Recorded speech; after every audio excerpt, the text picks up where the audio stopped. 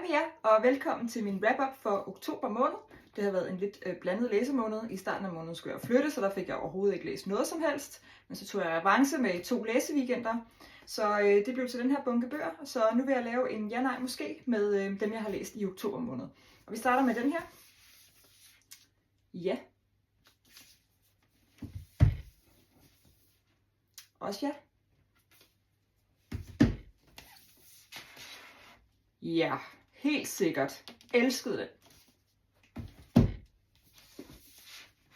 Også en virkelig god bog. Ja, jeg ved ikke, om I kan se, den shiner lidt.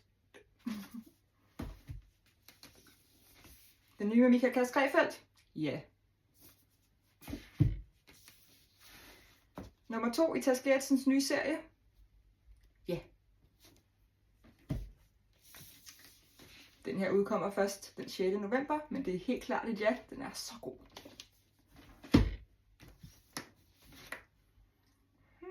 Ja.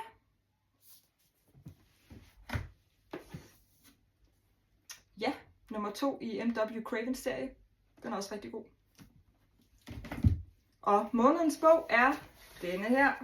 Det er nummer 3 i Claus og Heidis Lohmanns serie, som foregår i New Zealand. Og altså, hvis du ikke har læst den her serie, så kan jeg virkelig anbefale dig den. Den er virkelig, virkelig god. Så bare kom i gang.